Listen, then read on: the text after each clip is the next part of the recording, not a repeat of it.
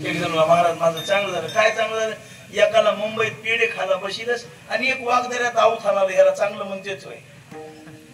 सगळ्या लेकरा बाळायचं घरादाराचं ज्याच्या हातानं नीट झालं, ज्याच्या घरात रोग नाही, राई नाही, पीडा नाही, कोणतं दुःख नाही, त्याला म्हणायचं संसार सार्थकी झाला. अहो काही माणसाचं सगळं चांगलंय पण घरात आजार पण आहे, भाकर कमी गोळ्या जास्त लागायच्या. प्रपंचामध्ये एकाचं चांगलं आहे एकाचं वाईट आहे. महाराज आपल्यात ते बळ नाही, आपण सगळ्याचं चांगलं करू शकत नाही. कुठंतरी आपल्या हातानं काही ना काहीतरी सगळं चांगलं झालं तर लेकीला नवरा का होईना पण तेवढा भेटतेच. काहीतरी आपल्या हाताने कमतरता होते. पण नाथरायांची ओवी संसार एक झाला होता ही तव समूळ मिथ्या वार्ता. संसार सुखाचा झालेला आहे असा या जगामध्ये तुम्हाला एकही जीव सापडणार नाही.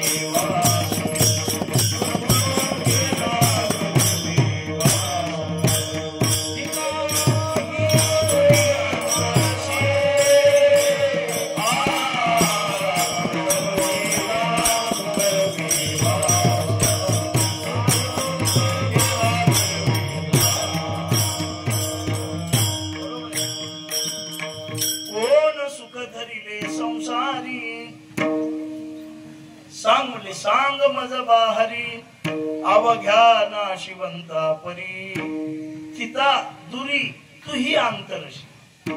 तू सांग प्रपंचात एक तर सुख नाही आणि दुसरी गोष्ट अशी प्रपंच प्रारब्धावर अवलंबून आहे. कशावर अवलंबून आहे? संसार लेकरं बाळ लागणं प्रारब्धावर, आपलं चांगलं होणं प्रारब्धावर, चांगल्या घरचं सोयीपर येणं पुण्यावर का प्रारब्धावर? प्रारब्धावरच हो, पुण्यावर नाही. एक जण मला महाराज इतक्या दिवस भजन केलं ते चांगलं झालं, बायको मोठ्याच्या घरची, उलट तो कपाळ फुटलं म्हणलं विठ्ठल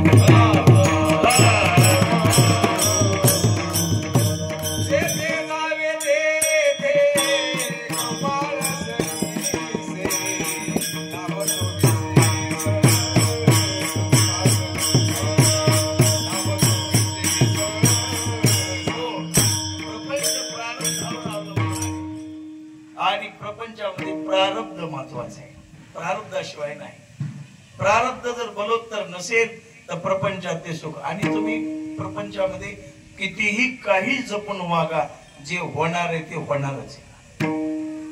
काही किती जपून वागा, किती सांभाळा, ज्याच्या प्रारब्धामध्ये जे आहे. अहो आत्मदेव ब्राह्मण एवढा पवित्र पण मुलगा धुंदुकारी वाईट निघालाच, बायकोनं फसविलच ना. त्रिकाल संध्या करणारा होता, संत सेवा करणारा होता, ध्यान धारणा करणारा होता, उपासना करणारा होता, पण एवढ्या मोठ्या माणसाला सुद्धा प्रपंचात प्रारब्धानं धोका दिला. ते कशाला? रामासारख्या धर्म नीतिवान महापुरुषाला, अवतारिक राजा असणारा भगवान श्री रामचंद्र, संपूर्ण विश्वाचा प्राण, हिंदू धर्माचा प्राण, पण त्या रामाला प्रारब्धानं सोडलं नाही. आणि आपण तर काय काम आहे? विठाला विठाला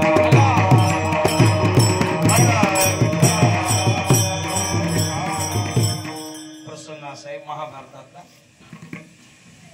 जन्मेंद्र नावाचा राजा होता. जन्मेंद्र आणि बैठकीमध्ये बसलं, अशी शहाण्या माणसाची बैठक बसली की जन्मेंद्र राजानं एकच म्हणायचं, आमचा बाप मूर्ख होता. काय म्हणायचं? आमचा बाप मूर्ख होता. आमच्या बापाला राजवैभवाचा उपयोग करता आला नाही. मग शहाण्या माणसाला थोडं वाईट वाटायचं. ते म्हणायचे, अरे कशामुळे तू बापाला वाईट म्हणतोस? वाईट नाही तर काय म्हणू म्हटला? कुठं साप चावून मरत असतील का? आमच्या बापानं, परीक्षित राजाचा मुलगा होता ना, आमच्या बापानं साप पकडणार माणसं बोलवायचे, साप मारणार बोलवायचे, बॉम्ब वगैरे टाकून सापच मारायचा का आपण मारायचं असते? आमच्या बापाला ज्ञान नव्हतं. व्यास महाराजांनी म्हणावं तसं म्हणू नये. माणूस मेला, वाईट जरी असला तरी त्याचे वाईट गुण सांगू नये, चांगल्या गुणाची चर्चा करावी. एखादं पिदाड मेलं तर मातीला गेलं असं म्हणू लागते दारू का पिणं पण मोकळ्या मनाचं होतं. आता काहीतरी मेलेला मनुष्य हा देव येवणीमध्ये प्राप्त होतो. म्हणून कोणताही माणूस मेला, मेलेल्याची कधीच निंदा करू नये, उलट त्याच्याबद्दल चांगलं बोलावं. कुणाचीच निंदा करू नये, जित्याची करू नये. मेले काय बरं पडल्या, करेल ते बरी. अरे पण तुझ्या वडिलाला तू नाव ठेवतोस हे चांगलं नाही. मग काय सांग बरं, ऐक म्हणले. बाप मूर्ख होताना मी तुला सांगतो, बापाचं मरण तरी 7 दिवसांना अगोदर कळालं होतं. मी तुझं मरण तुला 12 वर्षांना अगोदर सांगतो. बहादर असलास तर चुकून दाखव. हा सांगा म्हणला, मला बरं चुकून दाखवतो का नाही तुला. मग सांगितलं, ऐक, आजपासून 12 वर्षाला गावामध्ये घोड्याचा बाजार भरू देऊ नको, पण तू भरू देशील. जरी घोड्याचा बाजार भरला तरी बाजारात जाऊ नको, जाशील. जरी गेलास तरी घोडा विकत घेऊ नको, घेशील. जरी घोडा विकत घेतला तरी उत्तर दिशेला जाऊ नको, जाशील. जरी गेलास तरी उत्तर दिशेला गेल्यावर पेटी दिसेल उघडून पाहू नको, पाहशील. जरी बघितलीस तरी मधून बाई बाहेर येईल, ते तुझ्याशी लग्न करायचं म्हणून करू नको, करशील. जरी लग्न केलं तरी अहमदपूर गंगाखेड कुठेही ठू गावात आणू नको, आणशील. जरी आणलंस तरी तिच्या मनावर यज्ञ करू नको, करशील. आणि यज्ञात तुझ्या हातानं ब्राह्मण मरतील आणि ब्राह्मणाच्या बायकाच्या शापानं तू मरशील. बहादर असलास तर चुकून दाखव. भोकीतच बसला मान. त्यानं सुरूच केलं की 12 वर्षापर्यंत असेल. मग एके दिवशी योगाला गावातली काही मंडळी जवळ आली, म्हणायला लागली, महाराज खूप दिवस झाले आपल्या गावात घोड्याचा बाजार भरला नाही. सध्या गाढवाचा सुरू आहे गाव, घोड्याचा नाही. विठाला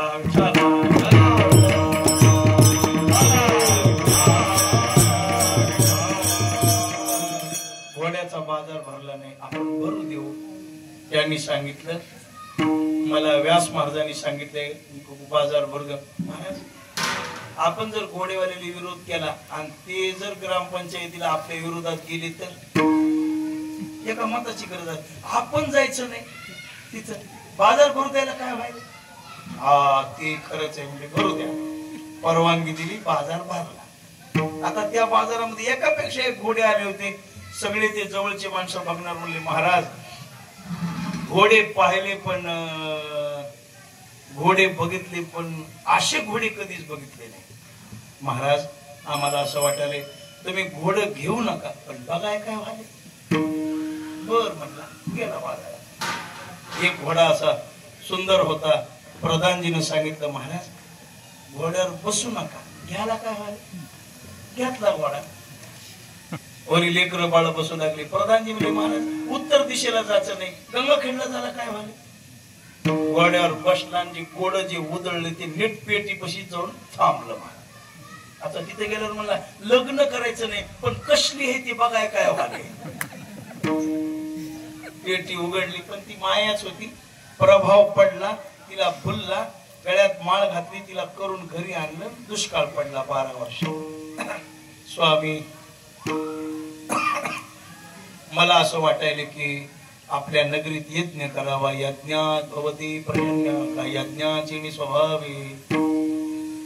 महाराज म्हणतात पाऊस पडणं यज्ञाच्या हातात आहे आणि तुम्ही यज्ञ करा. अगं मला यज्ञ करू नको, तुम्ही येऊ नका, मी सगळं बघते. नवऱ्याच्या त्या बायकोच्या मनावर यज्ञ केला आणि यज्ञ कसा व्हायला ते पाहण्यासाठी राजा गेला. ब्राह्मणाने झोप लागली होती बिचाऱ्याने, मंत्र म्हणून म्हणून थकली होती. त्यानं थोडं पाणी घेतलं आणि असं शिंपडल्याबरोबर पाण्याच्या थेंबापासून तलवारी निर्माण झाल्या आणि त्या ब्राह्मणाची मुंडकी छाटली. ब्राह्मणाच्या बायकांनी शाप दिला की ब्राह्मणाच्या पत्नीने शाप दिल्यावर त्या ब्राह्मणाच्या पत्नीने शाप दिलेले आहेत. त्या म्हणायला लागलेले आहेत की राजा यज्ञाला बोलून आमच्या पतिराजाला तू मारलंस, सूर्य उदयाच्या अगोदर तू मरशील. मग कपाळाला हात लावून खाली बसला, पाठीवर हात टाकला. व्यास महाराजांना, राजा सांग तू मूर्ख का तुझा बाप मूर्ख. म्हणला बापही मूर्ख नाही, मी मूर्ख नाही, आमचं प्रारब्ध मूर्ख आहे. विठाला विठाला विठाला.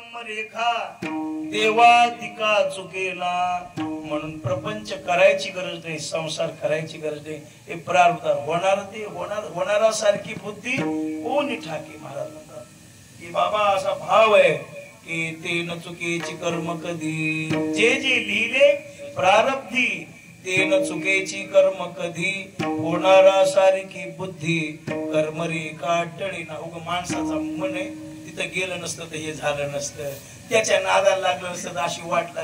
पण हे उग म्हणण्याचं समाधान मानण्याच्या गोष्टी आहेत. जे प्रारब्धामध्ये होणार आहे ते होणारच आहे, कसंही असू द्या, चुकतच नाही. त्याला ते नशीबच तिथवर घेऊन जाते. विठ्ठला विठ्ठला विठ्ठला.